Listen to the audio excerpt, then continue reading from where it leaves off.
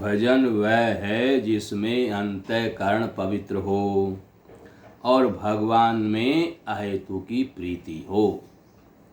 मनुष्य के जीवन में यदि कोई संपत्ति है जो बटोरनी है, संग्रह करनी है, साथ लेकर जानी है, तो वह है भगवद विश्वास। यह स्वाभाविक है कि जहाँ जो चीज है उसके संपर्क में आने से वस्तु और पात्र दोनों के अनुसार फल प्राप्त होता है। जितने भी आदमी हैं, जितने भी जीव हैं, वातावरण में जितनी चीजें हैं, पात्र और वस्तु की शक्ति के अनुसार परस्पर एक दूसरे पर असर पड़ता है। महापुरुषों को देखने, स्पर्श करने, स्मरण करने आदि से जो फल होता है वह वास्तव में महापुरुषों की कोई विशेषता नहीं है। वह तो वस्तु का स्वाभाविक गुण है। जैसे रोग के परमाणु होते हैं वैसे ही पाप के भी परमाणु होते हैं, विचारों के भी परमाणु होते हैं। अतः जहाँ जिस प्रकार के मनुष्य रहते हैं, जिस प्रकार के कार्य होते हैं, जिस प्रकार की चेष्टाएं होती हैं, वहाँ उसी प्रकार के परमाणु बनते हैं और फैलते हैं और वे बहुत समय तक रहते हैं। आकाश और वायु में भी वस्तुओं और क्रियाओं के संस्कार रहते हैं। आसन और मालाओं का भेद इसी दृष्टि से है। आसन और माला का असर पड़ता है व्यवहार करने पर और व्यवहार करने वाले का असर होता है।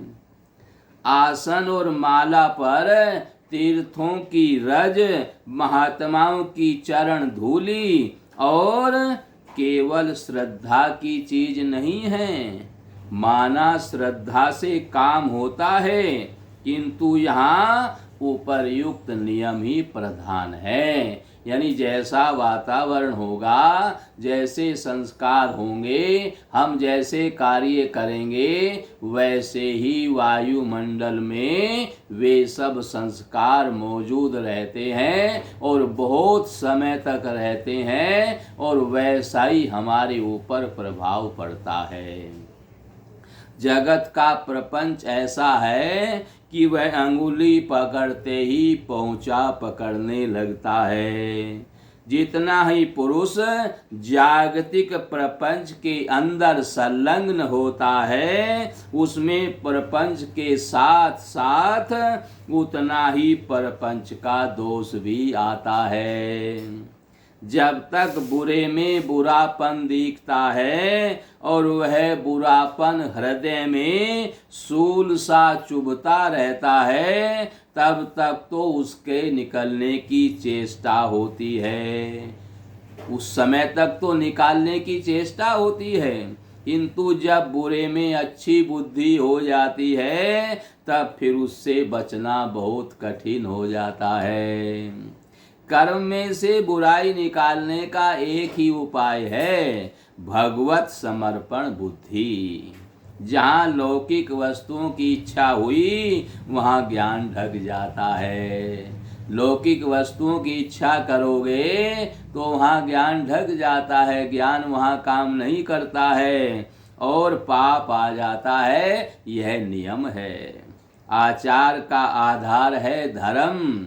जब तक धर्म का, ईश्वर का और लोक परलोक का भय बना रहता है, तब तक तो मनुष्य आचार से डिगने, पाप करने से भय करता है और उससे यथासाध्य बचता भी है। पर जहाँ वह भय निकला कि सब कुछ नष्ट हो जाता है। अभ्यास धीरे धीरे करते रहने से उत्पन्न स्मरण रूखा होता है। अभ्यास धीरे धीरे नहीं करना है, तेजी से करना है। और प्रेम का रसीला वह करना पड़ता है और यह होता है तथा इसके किए बिना रहा नहीं जाता है। श्रद्धा तत्परता की जननी है। सेवा बनने में संबंध मन का है, न कि उपकरणों का। अभिष्ट की प्राप्ति में जो सुख है उसको प्राप्त करने के प्रयत्न में भी वही सुख है। भगवान का सेवक भगवान को साध्य बनाता है, भगवान की सेवा ही उसका साध्य है। सेवा सेवा के लिए होती है, सेवा से सेवा की अभिवृद्धि होती है। भजन के सफल स्वरूप भगवत प्राप्ति होगी, मोक्ष प्राप्ति होगी। जहाँ ऐसा विचार है वहाँ भजन में गौण बुद्धि है, वहाँ भजन की कीमत है, असली प्राप्य वस्तु नहीं है। जहाँ सेवा भाव होता है वहाँ सेवा का फल सेवा ही होता है। इसलिए सेवा में शिथिलता आदि बातें वहाँ नहीं आती। वहाँ तो सेवा न बनने में ही दुख होता है। साधना की कसौटी क्या है? साधना में आगे बढ़ते रहने में आनंद और लक्ष्य की प्राप्ति के लिए तत्परता होनी चाहिए। तत्परता होगी तभी तो हम आगे बढ़ेंगे। जगत की सत्ता का मन से निकल जाना ही परम वैराग्य है। जगत हृदय में है तो फिर वैराग्य कहाँ है? जब हृदय से जगत निकल जाता है, जगत की तत्परता निकल जाती है, जगत की सत्ता निकल जाती है, तभी वैराग्य होता है। ऊपर से मनुष्य जैसा दिखाई दे उससे कहीं अच्छा मन में होना चाहिए, अंदर से अच्छा होना चाहिए, हृदय से अच्छा होना चाहिए। मनुष्य की उन्नति तब होती है जब वह अपने को देखता है। अपने आप को हम देखते नहीं, सामने वाले को देखते रहेंगे तो हमारे दोष कैसे दूर होंगे? सामने वाला कैसा भी है, वो जैसा भी है उसका परिणाम उसे भुगतना है, पर मैं कैसा हूँ ये मुझे देखना है, क्योंकि मेरे परिणाम मुझे भुगतने हैं।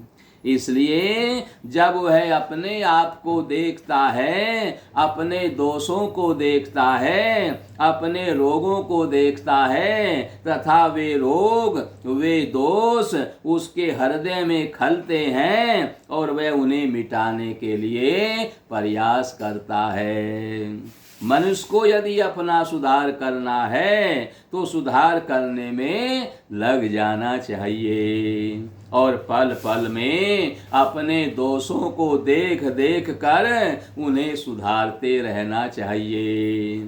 साधक उसी का नाम है जो सावधान है, सावधान होकर अपने साधन में लगा हुआ है और जो रात दिन अपने को भगवान में संलग्न कर देने के लिए प्रयत्नशील है। विपत्ति का पार पाना क्या है? उसका असर हम पर न हो।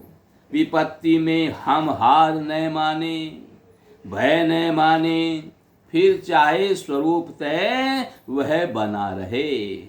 विपत्ति में हार तभी तक होती है जब तक मनुष्य उससे डरता है। सुख के समय चाहे माँ बच्चे को अलग रख दे, पर दुख के समय तो वह उसे अपनी गोद से अलग नहीं रख सकती।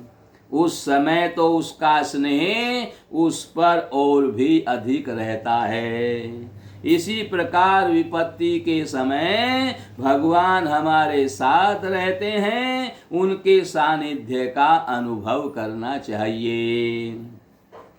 जगत जब किसी साधक को जागतिक सम्मान से वंचित करता है तभी उसके यथार्थ सौभाग्य का उदय होता है, और जब जगत उसका उच्चासन पर वरण करता है तब उसका दुर्भाग्य प्रकट होता है। साधक के लिए जागतिक सुख पतन का कारण है और जागतिक दुख उत्थान का कारण है। सिद्धि के लिए दोनों एक से हैं। वह सुख दुख दोनों में भगवान के समान दर्शन करता है। विपत्ति में जहाँ हमें डर होता है वहाँ हम भगवान पर संशय करते हैं, भगवान का अपमान करते हैं, क्योंकि वहाँ हम भगवान के सानिध्य को ठुकरा देते हैं। जीवन का चरम लक्ष्य होना चाहिए भगवान के श्री चरणों की प्राप्ति, और इसी को मानना चाहिए परम पुरुषार्थ। जितने भी पुरुषार्थ हैं प्राप्त करने योग पदार्थ हैं, वे सभी गिराने वाले हैं। जब तक यह निश्चय होगा कि भगवान को प्राप्त करना ही परम पुरुषार्थ है, जब तक यह निश्चय नहीं होगा कि भगवान को प्राप्त करना ही परम पुरुषार्थ है तथा यही जीवन का चरम लक्ष्य है, तब तक मनुष्य कहीं भी शांति प्राप्त नहीं करता है। भगवान के चरणों को पाने की अनन्य लालसा ही जीवन का परम और चरम ध्येय होना चाहिए। भगवान की प्राप्ति सहज है, पर उनके चरण आश्रयों का प्राप्त करने की लालसा बड़ी दुर्लभ है। भगवान को जानने की इच्छा न होकर होनी चाहिए। भजन करने की, चरणों का आश्रय ग्रहण करने की, हमारा काम भगवान को जानना नहीं, भगवान को पाना है। भगवान को कौन जान सकता है? अपने आप को जानना है। मैं कौन हूँ, कहाँ से आया हूँ, क्या करना था, क्या कर रहा हूँ। अपने आप को जानना ही परमात्मा को जानना है। परमात्मा को जानने में लग जाओगे तो कहीं पार नहीं पाएगा। परमात्मा को कौन जान सकता है? अरे अपने आप को पहचानो, अपने आप को जानो। और भगवान को पाना है भजन से। बिना भजन के भगवान नहीं पाएंगे। भगवान बिना भजन के नहीं मिलते। भगवान के चरणों की कृपा से राजा को जान लेने से कुछ हाथ नहीं लगता, पर यदि उनसे प्रेम हो जाए तो काम बन जाता है। इस प्रकार जो केवल तर्क युक्त के द्वारा भगवान को जानने की इच्छा करने वाले हैं, उनके हाथ कुछ नहीं लगता। अतएव भगवान को जानने की, रहस्य में प्रवेश करने की इच्छा को छोड़कर भजन में लगना चाहिए। भजन करने से हमारे लिए जो जानना आवश्यक होगा वह भगवान अपने आप जना देंगे, और वही जानना यथार्थ होगा। सोई जानई देहि जेहि देव जनाई, सोई जानहि जेहि देव जनाई। दुख क्या है? भगवान के परमानंद स्वरूप में विश्वास न होना और जगत के क्षुद्र पदार्थों में सुख के लोभ से आसक्त होना। ये संसार दुखालय है। जिस संसार को हम सत्य मान करके इसके भोगों की इच्छा में लगे हुए हैं, ये संसार तो दुखालय है, दुखों का घर है। इसमें दुखों के अलावा और कुछ नहीं है। सुख तो परमात्मा को पाने में है। परमात्मा को पाना है। जो भगवान के हैं, जो भगवान के हो गए हैं, जिनकी भगवान का एकमात्र आश्रय है, ऐसे जो भी हैं, चाहे पक्षी हों, चाहे पशु हों, चाहे बालक हों, चाहे वृद्ध हों, उन सब का भार भगवान पर रहता है। उनको कब किस वस्तु की आवश्यकता है, इसकी जांच करेंगे भगवान, और पूर्ति भी करेंगे भगवान। जिन लोगों ने श्री कृष्ण के चरणों का स्पर्श पा लिया है उनकी तो बात ही क्या है। जिन्हें यह निश्चय हो गया है कि बहुत लंबे काल के बाद उनको श्री कृष्ण के चरणों का स्पर्श प्राप्त होगा, उन पर भी विषय विष का प्रभाव नहीं हो सकता। जिनको भगवान के चरणों का नखाग्र भी प्राप्त हो गया है, नखों का अगला भाग भी प्राप्त हो गया है या प्राप्त होगा, उनको जगत का विष नहीं व्यापता है।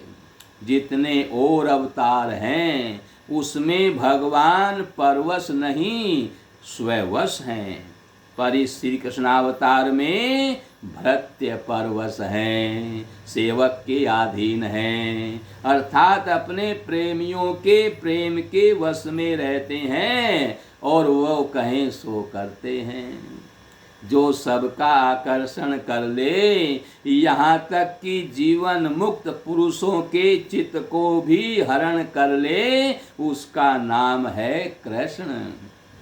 भगवान श्री कृष्ण ऐसे ही हैं।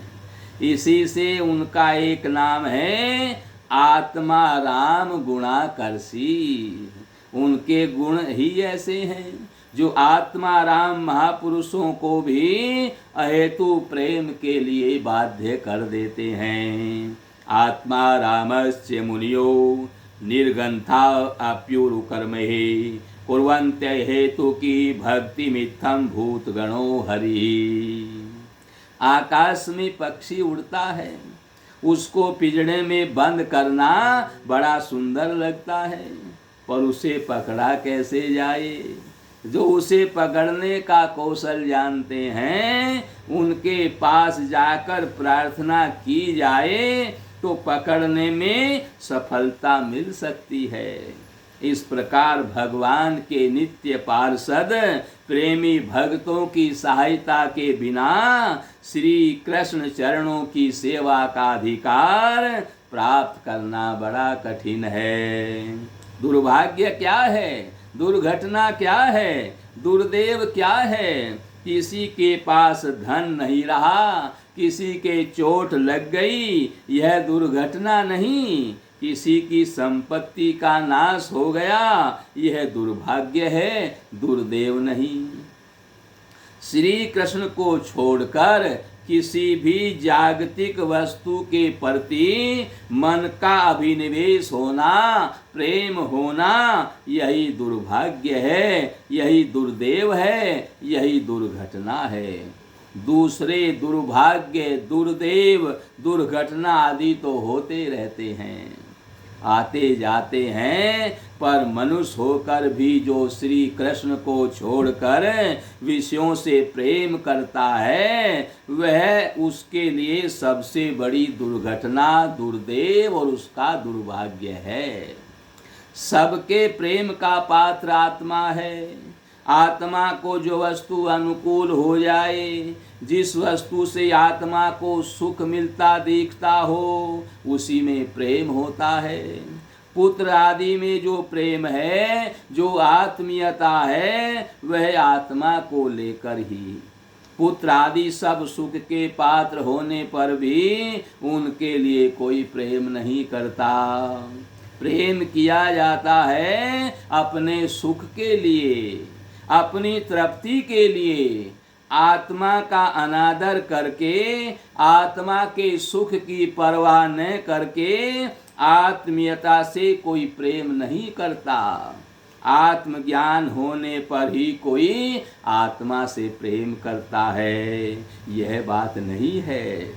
आत्मा से प्रेम स्वाभाविक होता ही है। अत्यंत मूढ़ एवं अज्ञानी भी आत्मा से प्रेम करता है।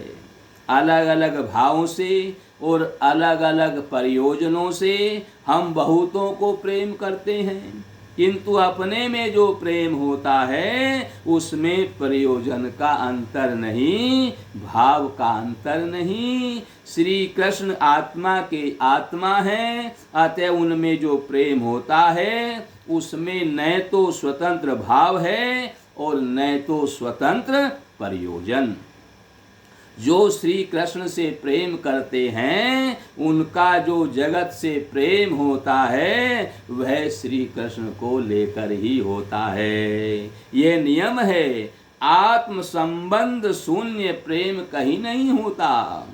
श्री कृष्ण आत्मा के आत्मा हैं, अतएव जो श्री कृष्ण के प्रेमी हैं वे यदि दूसरों से प्रेम करते हैं तो श्री कृष्ण को लेकर ही करते हैं।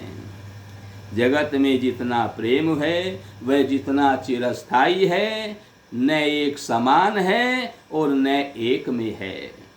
पर आत्मा का रूप चिरस्थायी, एक समान तथा एक सा है। श्री कृष्ण में जिसका एक बार प्रेम हो गया वह एक में हो गया, अस्थाई हो गया तथा एक सा हो गया। फिर वह श्री कृष्ण को छोड़कर अलग थलग किसी प्रयोजन से किसी को प्रेम नहीं करेगा। जो असत उपायों से असत वस्तु को पाना चाहता है, जैसे चोरी डकैती आदि करके क्षण भंगुर धन की इच्छा करते हैं, वे जघन्य जीव हैं, उनकी बात छोड़ दी जाए। पर जो स्त्री पुत्र धन आदि असत वस्तुओं को शास्त्रों के अनुसार सकाम कर्म के द्वारा प्राप्त करना चाहते हैं, वे भी बहिर्मुख हैं और दुर्लभ मानव जीवन खो रहे हैं।